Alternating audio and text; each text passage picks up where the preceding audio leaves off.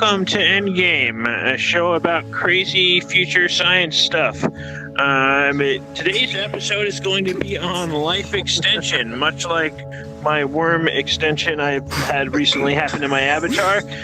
You too can maybe extend your life in the future. Endgame is not associated officially with VR chat. Thank you. We got to get that disclaimer because we never do that.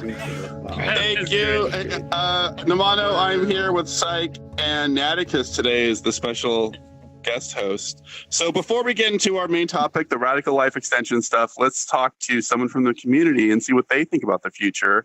Yes. Let's bring up PK to the community. Stand on the center disc here. PK. Yeah, I just want to hear general thoughts about the future. Like, how are you feeling about things coming up here?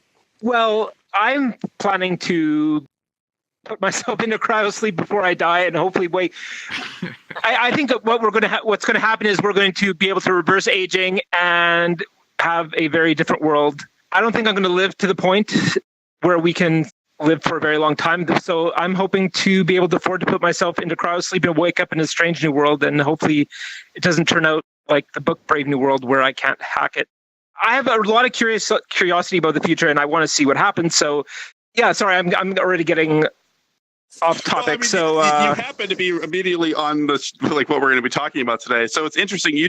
What's the name of that escape velocity? It's called life extension escape velocity.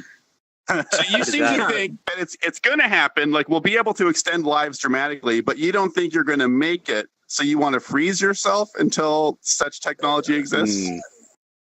Yeah, fill my blood full of antifreeze or plastinate my brain. Like, what if 15 years later from when you froze yourself is when they actually invent the technology to actually extend people's lives, then you've frozen yourself and actually, essentially, you're not able to come back? My guess is that there's going to be like this little section of maybe, I don't know, a few decades when people will maybe successfully cryogenically freeze themselves. And so those people will be woken up, and after that, that kind of technology won't be necessary any longer. So I don't know if it'll be possible. This is like a last-ditch effort because I want to see. I think that we're going to have people living hundreds of years. Some people. I think a lot of people are going to get bored with it, but very curious people such as myself who are willing to change careers and change personalities over the course of their centuries. Yeah, so I don't know. Like, I think this is on the way. I just don't know how soon we'll get to that point. Now, let's assume that you make it and you don't have to worry about your life and you're around for the next 100 years. What are some really general predictions? Like, do you have some good, are you optimistic about 100 years from now, or like, how do you feel about it? That's such a tough question because I'm very freeze yourself to see it. Well, so I'm afraid that at first I was very optimistic. I was going to wake up, like, we're going to solve a lot of the problems. And then I start thinking, like, maybe I'll wake up and we'll just be much more of a hive mind. And it'll be great for the society that grew up as children with these kind of new connections and groupthink. But for somebody who grew up in a more independent-minded time without surveillance in your head, I think it's going to be very rough transition if you just do it suddenly. So I'm optimistic we'll fix a lot of things. I don't know. We might all be living in virtual worlds. I don't know how much we'll even leave our rooms. I totally can see that happening in the future. People don't, I think, estimate the amount that climate change is going to change our environment to the fact that I think we're going to have to be inside most of the time and using virtual reality as a way to, gain a sense of normalcy. So I totally agree about at one point. Sorry, I know it's a little bit tangent, but I think it's really important. Hopefully we'll have big rooms and space to move around so we can still get our exercise. What I was going to mention is that transitionary period where, like, if you're alive for the next 100 years and the world gets really crazy, you'll adapt along the way, right? You grow with the world and it slowly makes sense to you. But if you were just to jump from today to 100 years from now, it might just be so mind-blowing and so foreign that you just can't adapt. Like, it'll break your brain. Sort of the way, like, that. I think you guys read Brave New World? Boy, not since high school. I don't remember it. It's the first audiobook I ever listened to. And when I finished it, I thought I had a very different opinion of the purpose of the book than even the author, it seemed. Everybody else thought this was like a warning, like, this is not a society we should aspire to. But in my opinion, the book shows a possible future that doesn't have the same highs and lows, but it's a pretty reasonable future, except it's a society that seems to work, except it's not. It's a great example of you can't just jump into this. Like the one character that comes from a very different society ends up. Well, I don't want to spoil anything.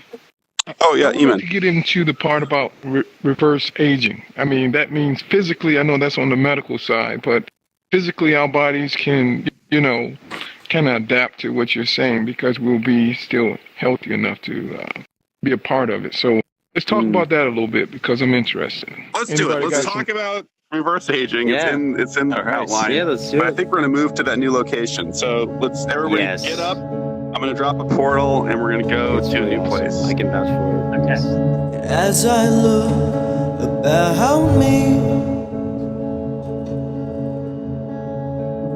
I see it's a revolution that you see.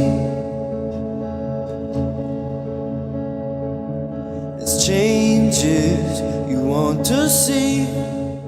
So let's get into the main topic. We're talking about radical life extension. Yes. People are interested.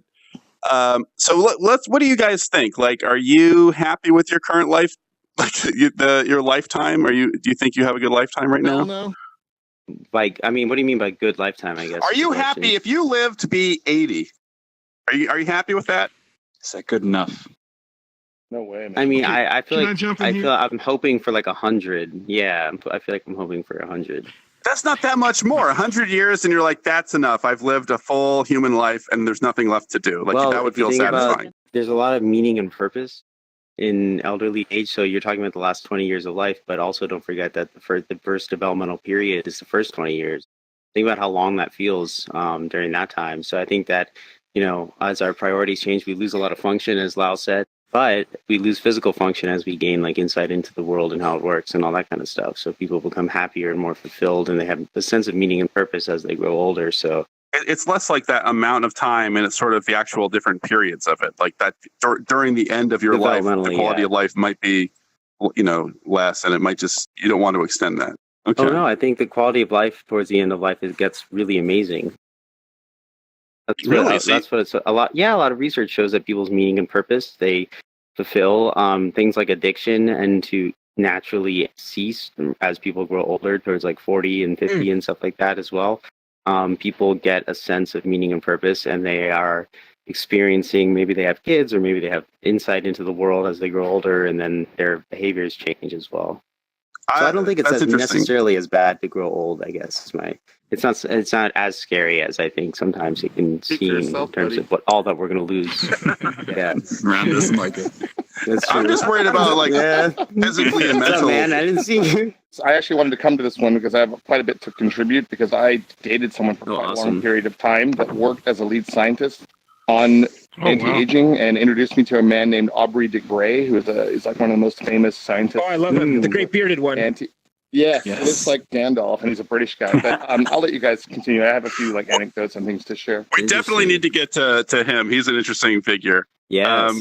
But before we get too deep into it, Naticus, what about you? Like, you're happy with the current lifetime? Absolutely not. My hope is that we can eventually reach a point where we keep increasing our lifespans, so that we can kind of blow past the curve, so that we're getting, I guess we're adding more than a year of life for each year. So basically, once you reach that point, theoretically, if you don't get hit by a car or some awful disease, you'll, make it to immortality. So that's what I'm hoping for.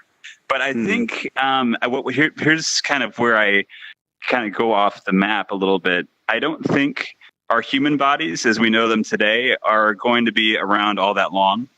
And I think that what will become is more artificial. I think we'll probably, as science develops, we'll go more towards function. So if there's an augmentation we can do to ourselves, replace an organ, replace our skin with a tougher substance, I think that if you have the option, I think people are going to do that. And eventually you'll replace the whole thing, because basically we're big sacks of water right now. We're so fragile. So I think transhumanism is really going to kick in once people start getting that choice. So we'll start going through some of that, but let's get to, there was a few comments already. I think E-Man was going to go before Lau. What I was saying is, as far as our health is concerned, when I ask people, do they want to live to be 100, they say, hell no. But at the same time, they're really saying that they don't want to be an old God. They don't want to be somebody I can't afford to live to be 100. But I'm saying, like, if you had the health, you had the money, you had the friends, who wouldn't want to live to be 100? So something like that, just to think about it like that in the sense. Yeah, exactly. So again, if you can think outside of, these sacks of bones here and start thinking more like, really, if there's something to look forward to, like where technology is going or where mankind is going and things like that. That's my 2 cents. And just that's interesting. That. That's really interesting. Yeah, thank you. Okay, Lau, what were you saying? So I have a comment and a question from Sarah, actually. So she definitely liked longer life expectancy, or I'll just read what she wrote.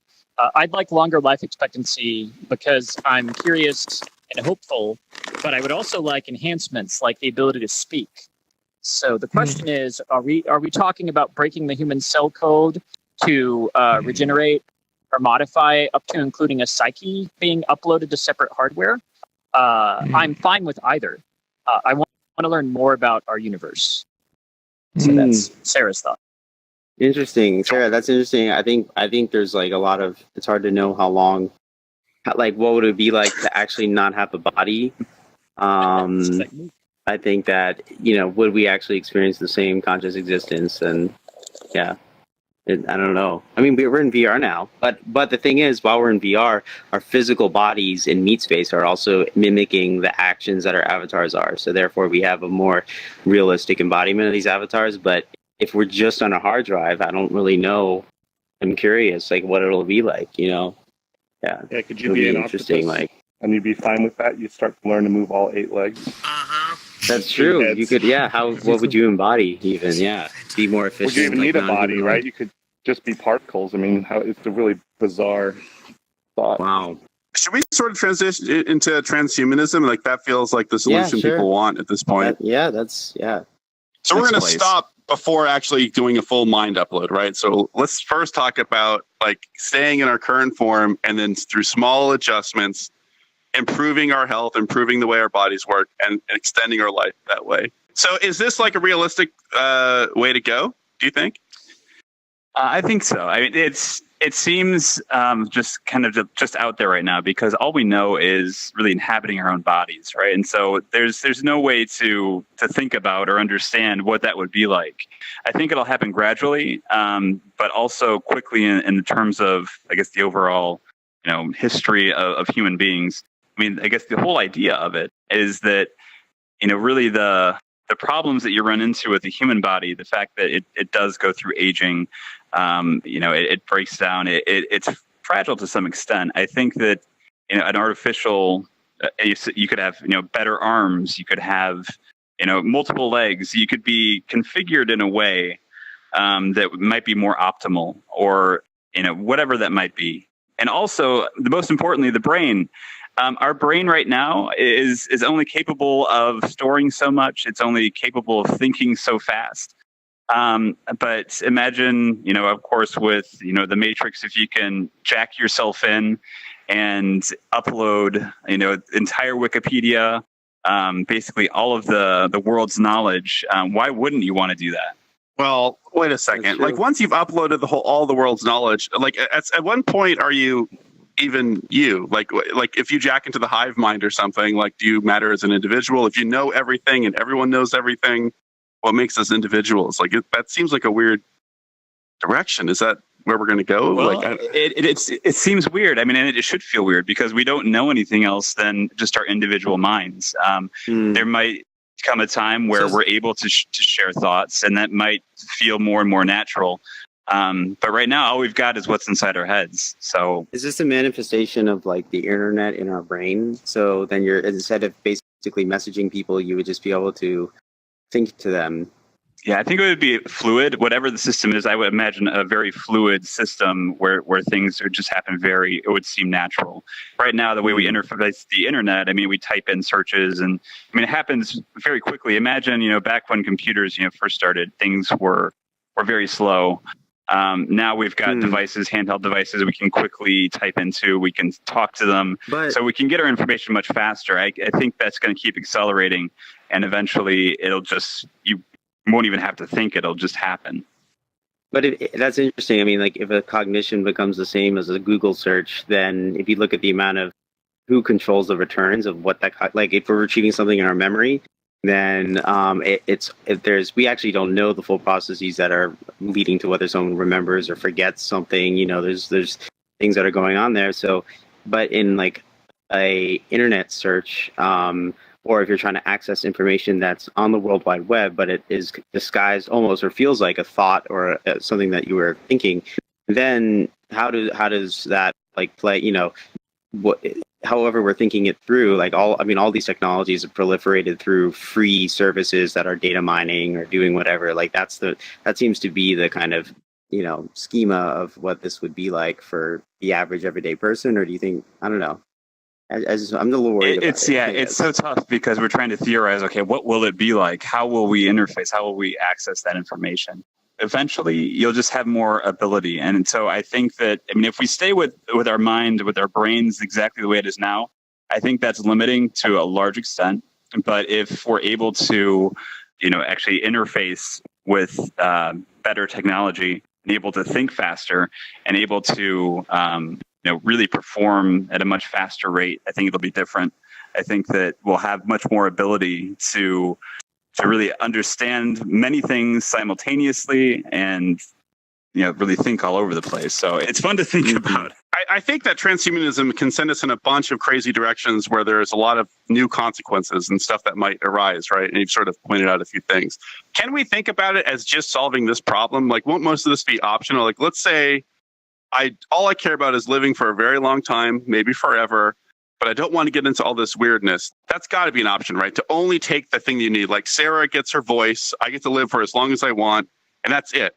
Or to get that, do I need to pay Google, or does Google do that for me? And then they go, also, by the way, we're going to give you this other thing that gives you an ad once in a while in your brain.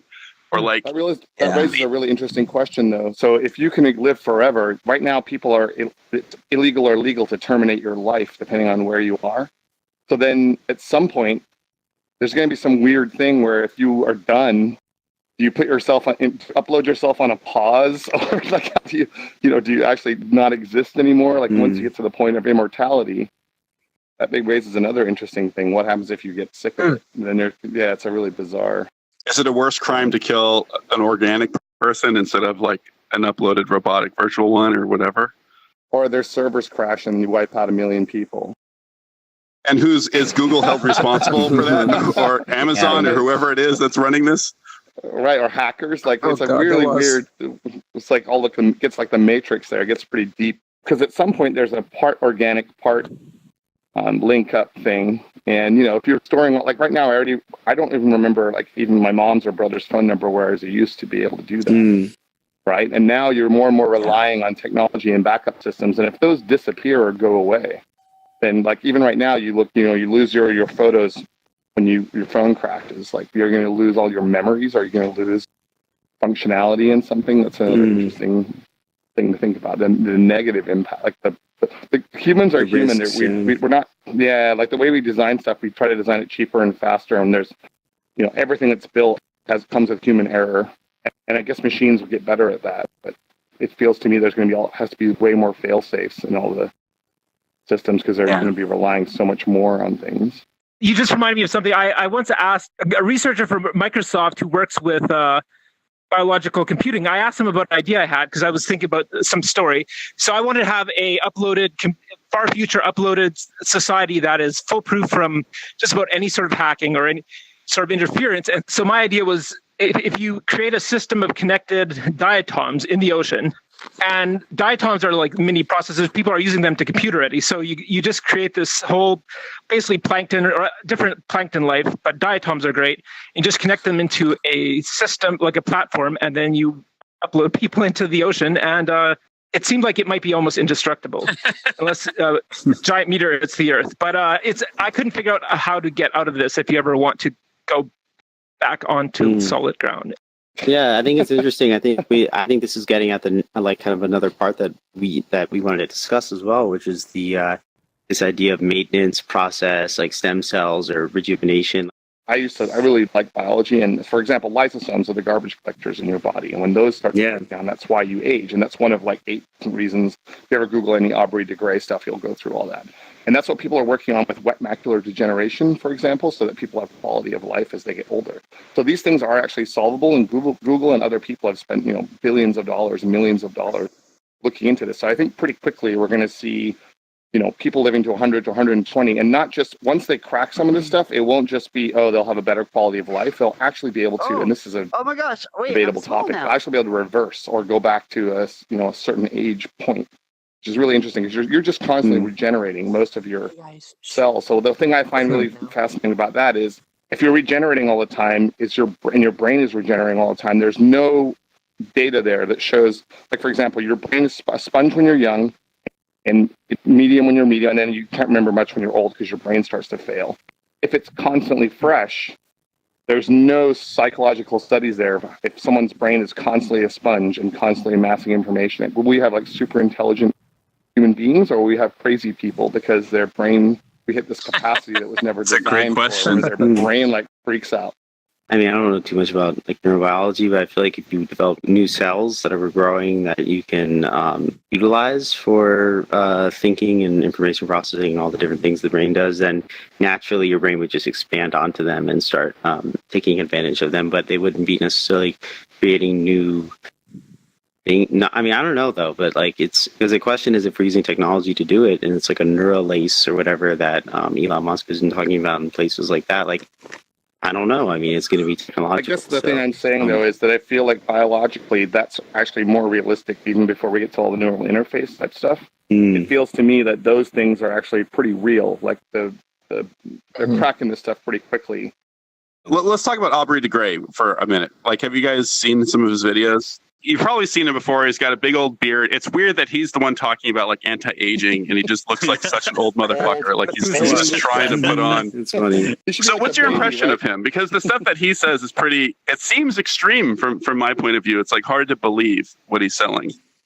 Yeah, it's really encouraging. I mean, when you hear him talk, I mean, he talks about that we're really looking at the wrong problem. He talks about disease and that we're focused on disease. It's important to cure diseases, but he's saying that the big problem is aging. And that's, we all go through it and we have to do something about it. And his suggestion was that you go through maintenance, right? You just like you would, fix up your car. He thinks that eventually we'll be able to, we'll have the medical abilities to, take care of aging. So it could be stem cells. It could be a number of things that will really bring you back and rejuvenate your skin, everything, and bring you to this place where you're this optimal human being, and you live forever. He's fully believes that we're going to get to a point where we will become immortal. We won't have to worry about dying. We'll escape aging, and I think that's great. It's very exciting. I like that idea.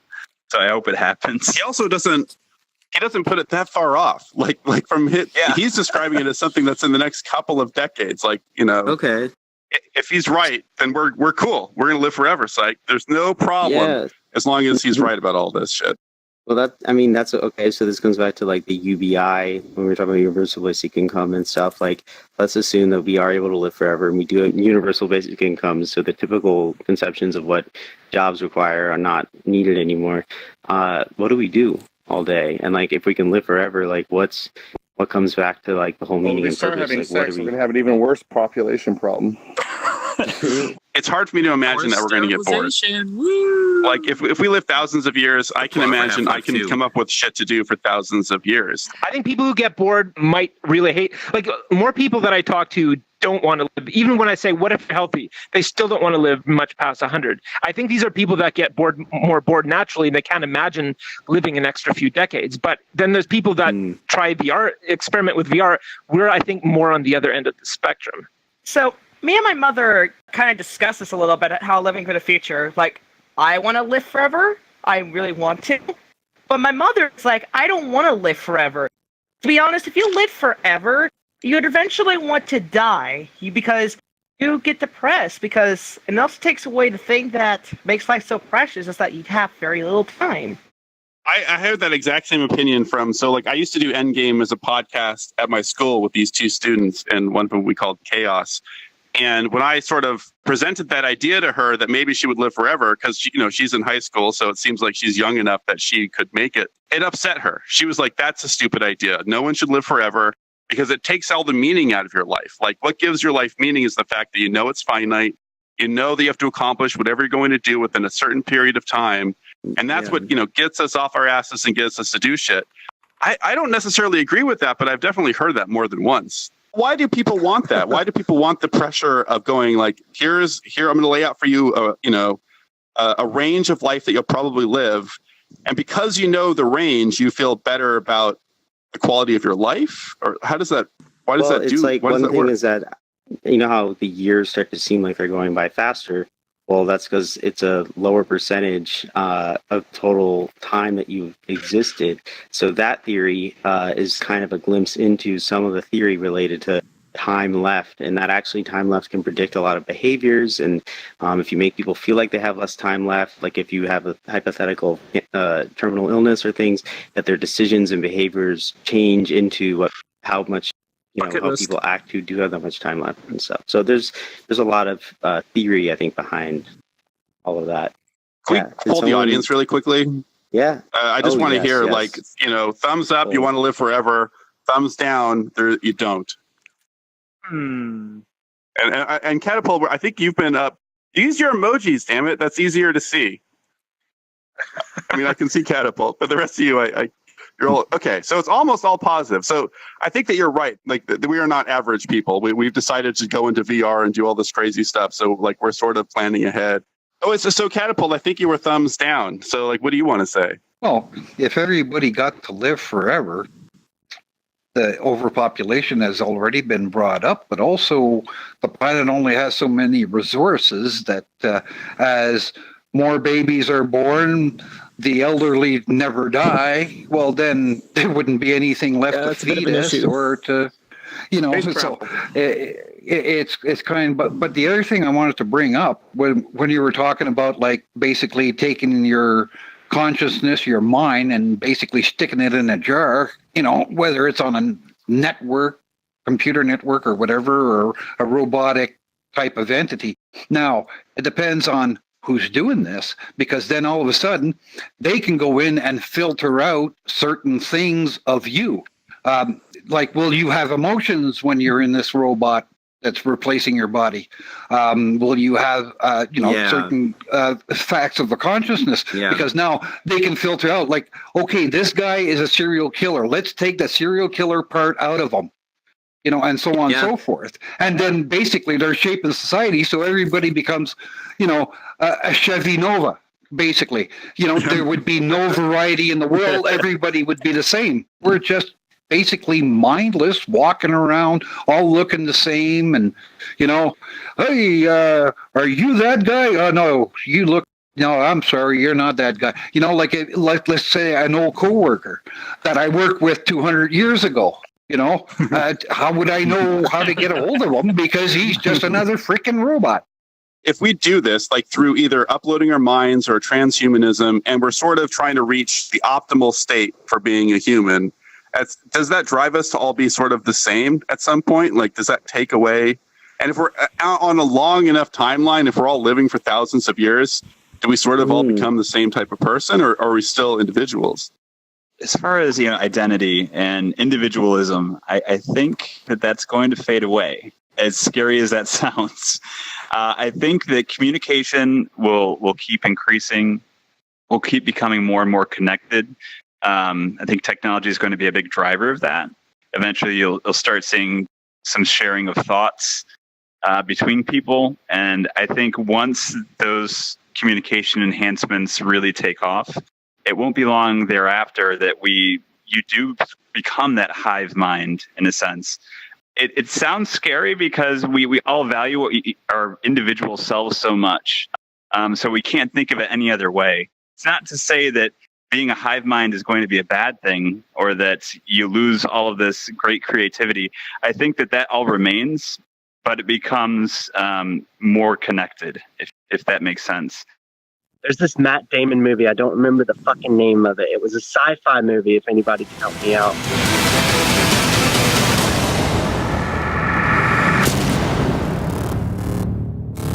In the movie, cancer is no longer a problem for richer people. Cancer cells removed. So what Catapult was saying about how everyone's the same, no one's rich, no one's poor, everyone's perfect. What's to stop the whole world from going chaotic? And how would that affect your hive mind, as you say? And would that make like the upper people that can actually take out the bad memories or take out the bad traits, would that make you free or a slave to the world? Who's going to live the longest at first? It's going to be rich people, right? Like it's going to be the richest people who have the first access to these technologies. And they're going to control access to it as well. And so, what does that mean? Does that mean that poor people just have to wait longer, or it might never? Like, what happens? Well, we see this in countries and stuff about healthcare, right? I mean, that's what we're talking about essentially, is rich being able to afford a different type of healthcare, and we're seeing a pushback against that even now, even before we get to this point. So I think that hopefully by then we will have a more populist favored kind of system of ensuring that people do get what they need. Basically, what you were talking about, Zombie, is about what if we eliminated inequality? Would everyone be unhappy and be a slave? Like, I don't think so. I think right now there's tons of people who are slaves who are basically not to use that term lightly, but like slaves to the system of working 40 hours a week at a job that doesn't feel meaningful or productive. And sometimes it can be a hard thing to be in a crisis like that. And I think also that's why we're seeing a lot of horrible events happening in certain places, because I think that's also related to despair that people are feeling about their situations. And it's scary, but it's also, I think, we as a society are starting to have these discussions that are really important to move us forward, so that when we get to this technology, we'll actually be able to have systems that are in place to make sure that they're equal for everyone. Imagine how loud that conversation is going to get when this becomes a reality. And it's like, if you make over $10 million a year or something, oh, fuck. And that did Psych disappear for everyone or just me? Yeah. He's vaporized. Yeah, he's in the okay, well, hopefully he was too poor anymore. I was suggesting that would push the conversation, and hopefully we would immediately start going like, "Oh shit, we got to handle this now." Like we're dragging our feet a little bit in handling the income divide, and like I don't know, there's gonna be a lot of factors that hopefully will speed that up. Oh, say that again. The first thing people are going to want to extend the life on is their pets. I feel like that's going to be the first weird experiment, right? Because you're going to have Floofle, your dog, and he's going to, or her, whatever, the cat. And you're going to be like rich, and you're going to. Those people already do that. They already pour so much money. The dog Zynga actually pretty much became a zombie dog. The company's named after Mark Pincus's dog. Because so much money was put into that dog. Yeah, it's just funny to watching the dog get older. And I feel bad for those guys, but that's just an interesting idea that animals will be the first, because their systems are different, their experiments are more, which is unfortunate. But also the rich people, that's what they'll do for aging relatives and for their pets. I think there's kind of a natural human thing that will happen there. So I think that's going to be interesting. So to have dogs that are it's like that story old. I mentioned where they've already extended mice. They've already extended the lifespan in mice. Yeah, so they were talking about a drug that sort of filtered out your bad. And they had a word. It was like sensites. Over time, your cells become less efficient, and it just basically eliminated the drug that did that. So your cells essentially stayed young in the mice. They're called senescent cells. Those are the ones that are like that have to get swept away. A big word. So there's two other parts of that, and one of them is cosmic rays actually knock out like neutrinos and gamma stuff that gets through the magnetic belt on the Earth. So that's happening to us right now, right? But it's just minor enough that it's not obvious. Like we're not going like I'm dying. Like it's not active. So I feel like the one weird thing is if animals start to live longer. Like for example, will that change food supplies? What if an animal gets rampant? Like what if ants or bees all of a sudden live longer than they're supposed to? Would that completely fuck the entire? I didn't think about that. But wait, we're sort of talking about keeping things alive once they've been born, not necessarily genetically modifying them to live longer, right? So like this is about keeping my dog Pickle alive, but shoot, aging them. No, I'm not talking about even genetically modifying. Like a lot of that aging stuff that Aubrey de Grey talks about isn't about DNA modification. It's about things that you take or do medicines or So if an animal gets out of control, don't we just not help it anymore? Like wolves get out of control. We're just not going to extend the lives of wolves, right? I mean, you don't want to have a 1,000-year-old cow, which would be really interesting, but someone's going to do that for some reason, right? And then you just imagine. Forever. Welcome back, Psych. Do you think? Yeah, my internet crashed immediately when you started responding to me. I was like, oh shit. Sorry. Do you think it's possible to recover from this overpopulation problem, either from animals or just humans? Like, what is a way of countering that, or is it even a problem?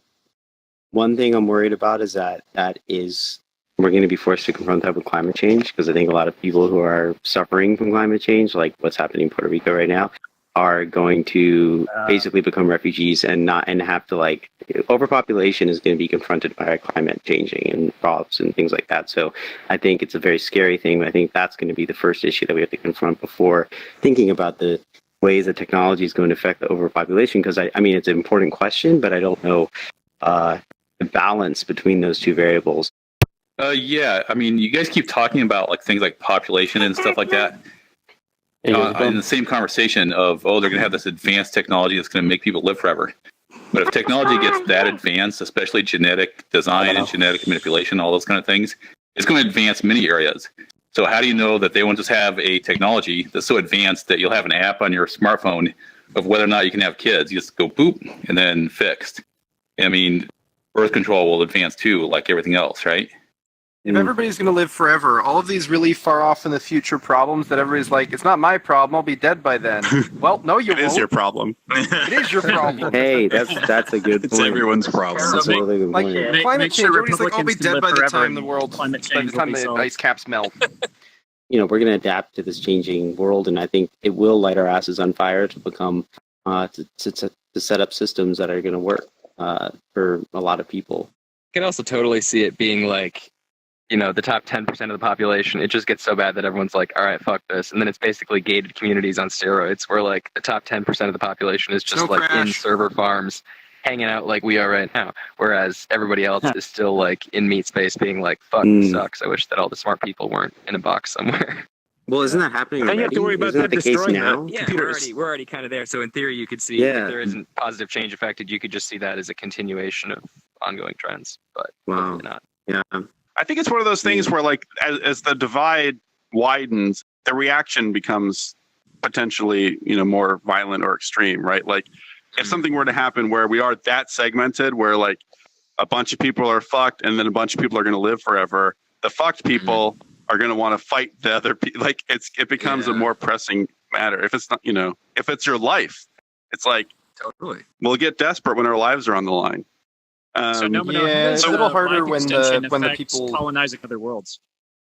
Well, it's one of the things that makes more sense. If we're the worlds are so far away, many of them, maybe potentially all of them outside of our solar system, would take multiple generations to get there, or we'd have to be uploaded, right? So it's impractical to think one person. Oh no, Sarah says no. Sarah's pointing at you like you know something. If your life was extended. Yeah, that's if your life was extended, you could colonize a planet in your lifetime because your life would be longer. It would make more sense if you were living for thousands of years. You'd be like, oh yeah, I guess I'll take this crazy flight through space that's hundreds of years or whatever. Hell of a road trip. Right? Well, that's how you solve the overpopulation with people living forever. Is you send people out on ships to colonize other worlds. What's going to be interesting? I don't know who's going to be jazzed to get off planet. Only some of us. You don't have to make well, Sarah's ready to go. Freeze people. Oh yeah, that's true. Wait, Ron, were you saying something? The interesting thing about living forever is the universe is going to end. And so I feel like that's another interesting thing we'd go and explore. At some point, maybe we'd all upload ourselves to those diatoms into tanks of spaceships and then just go explore There's a great universe restaurant there, by the way. We know that our solar system is going to cease to exist at some point, right? The sun is going to go through some kind of. It's all going to come crashing down. But it's so far in the future that I literally don't give a shit, right? Let the solar system explode, let it disappear. I don't care. I'm not going to be there to see it. Except that if I am there to see it, then I start caring. It's right. You have to start thinking on a much longer time period. Yeah, that's a really interesting one, because something that Psych said, which I already experienced, because I'm older, right? So I'm in my late 40s. Yeah. And I already feel that every day zips by. And because of that relative distance from, or relative time from when I was a kid, and it felt like an entire Saturday was like a year. You know, it's there's definitely a difference that I feel I noticed. So I wonder if you were at are you at the 1,000-year point? Does it, or if you're thinking faster, does that change your perception of time too? That's another interesting thing for space. Like when the capacity of your brain can increase. Like you're talking about a Saturday lasting longer when you're young because it takes up more space in your brain. But what if we could grow the size of your brain? So it's like, oh, now there's capacity to actually fill in new memories, and things can actually feel, I don't know, more present, I guess, in a way. Like they take up more space and you can digest them more. Yeah. One thing is that as you get older, you often get into a routine where everything becomes very similar to the previous day. And so since you're just doing the same thing over and over again, nothing special, and it doesn't feel like you've done anything, because your brain just kind of remembers you going to work, doing work stuff for like 8 hours, and then coming home and doing whatever you do after you get home.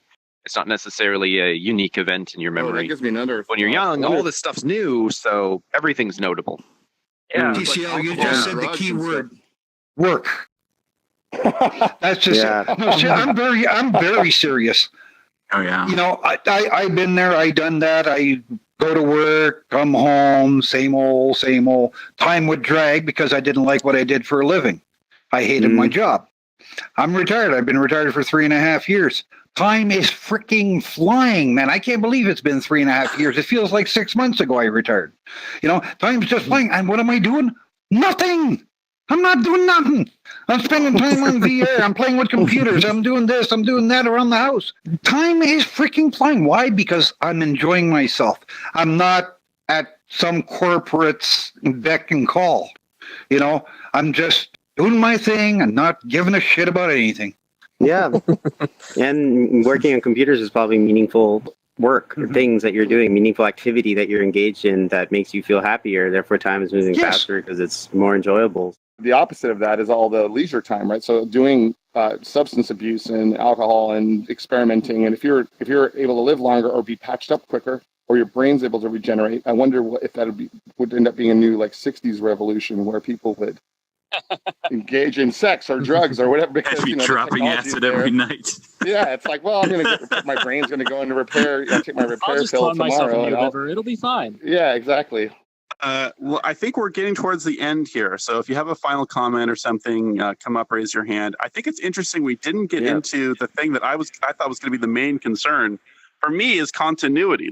And I think that everyone here agrees with me already that all that matters is myself, right? Like that my continuity remains consistent.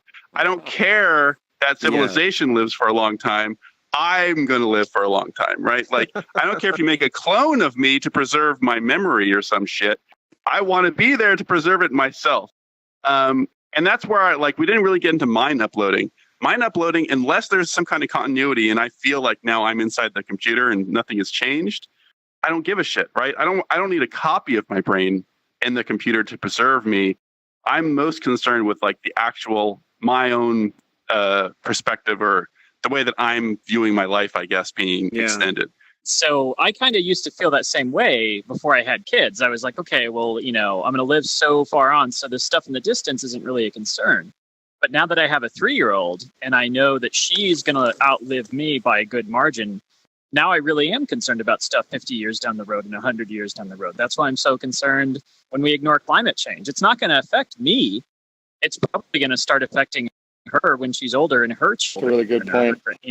So that having children, like it changes your perspective on what you want to do in the future, right? Beyond your own life expectancy. Yeah. So I would just be curious, people who have children and people who don't, if there's a difference there between, oh yeah, it's fine because I won't be around, or what about my kids around? I want it to be good for them. What if the first manifestation of what we're talking about, this like transhumanistic, or like someone who's like put into an AI or merged with the computer somehow, what if that's really how AI itself starts to evolve and like become the overlord that we've prayed to in the past or whatever? Like, what if that's, we're convinced that, this is going to be, but it's like a host base. It's like that book from teenage years that was like, the Animorphs, I think. That Animorph book. Oh, I didn't read that. Animorphs. Yeah. Yeah. So anyway, yeah. Okay. Yeah. Sarah didn't seem to think that was a real concern. Animorphs. TCL, are you going to close us down? So one thing that I wanted to mention earlier with the whole thing was that there's a lot of diseases that prevent people from working as they get older, and therefore they go from being productive for society to becoming a burden. So outside of the US, most developed countries have socialized healthcare. And so as soon as the cost of making somebody younger and able to continue working is cheaper than treating their old age and also their lost productivity, you will see a shift where all socialized medicine shifts towards making people younger. Yes. Unless the person objects for some reason. That's a really and good. That's because it's just to save us. And also, governments don't necessarily have to care about patents if they really didn't want to. There have been cases, I believe India has basically forced pharmaceutical companies to license generics because the pharmaceutical company was charging too much money. So outside of the US, it may not be as much of an issue with the rich being able to afford it unless the process is kept absolutely secret, which means it can't be patented. So as soon as you get a patented process that does reduce or eliminate or reverse aging, suddenly everybody knows how to do it, and you're going to get black market processes, and governments are going to, some of them will not. China's probably not going to respect American patents, and so you'll see that sort of thing, and it's just going to kind of be a bit of a. What gives you that idea? What's happening right now? That's an interesting. That's a really interesting point. I think we're at that point already where it's more cost effective to do it today to help try to extend people's lives, make them healthier for longer than tomorrow, because even today it's it's very expensive to die. It takes a long time for people to die, and a lot of things go wrong. We spend a ton of money trying to save people. If instead we invested that money earlier on, I think that on Reddit I saw that he was Aubrey de Grey was asked how much money should be invested to make a big dent in this and actually make some progress. And he said something like $1 billion and we'll have it solved in a decade, which to me sounds insane, because $1 billion is enough that one billionaire could invest in this and then solve aging in the next decade. I found that really hard to believe, but that's what he thinks. Yep. So that's practical, right? You spend $1 billion and you solve this problem, you're going to save a lot of money down the road. Yeah, seems optimistic. $1 billion. Yeah, it's hard. That's why it's hard for me to believe. But part of it is that is that the only reason? Does it seem optimistic and crazy just because it's hard for us to process the fact that it might actually be around the corner? That seems unbelievable. Could be a lot easier than we think. We haven't really tried with the tools we have today to really treat aging as a disease, and that's one of the sort of the shifts in the recent times, is that it's starting to become accepted as actually a disease as opposed to a natural phase of life. It changes your perspective, and potentially you get a lot more solutions to problems, and we start making incremental process. And by the time we hit a decade, you've got more than a year per year, and there you go, you've solved it. So the gating problem is their process. So the person that I knew before, she worked on wet macular degeneration. From the point that they have a theory to the point they test it on animals to the point that all these points, they can burn 5 years and millions of dollars and be wrong. And it's because all the regulations and so on, and it's a real scientific process is really regimented, and that's the only thing that's slowing stuff down. The money helps, but some of it is just doing the studies. It takes 3 months, for example, to study if something goes from this point to this point and doesn't get riddled with cancer. It just seems like this is so important that the time and money should be invested, right? This is where the minds should go more than some other problems. I think that could be a whole episode. It'd be interesting to have. Yeah. About that. I like this episode. I think all right, so we'll come back and we'll do another episode in a few years. I gotta run, and in that episode, we'll see what the progress is. So next time I see you, we'll find out if we've solved this, if you're going to live forever. Before you go, let's take a photo, Psych. God damn it. Goblox, let us know when we got a shot and give us a countdown. Oh, this is looking good. I just need this orb thing to disappear. 12, oh my god, go 11. Away. There's just another orb. Oh, okay. Oh my god, now it's a new structure. Take it quick. Take it quick. No, it's a new structure. It's not the. It's wait. It's never going to go away completely. You got to find a photo. Counting down 5, 4, 3, 2, 1. Say cheese. Cheese. It feels weird to be on this side of the camera. Terrific. That was perfect.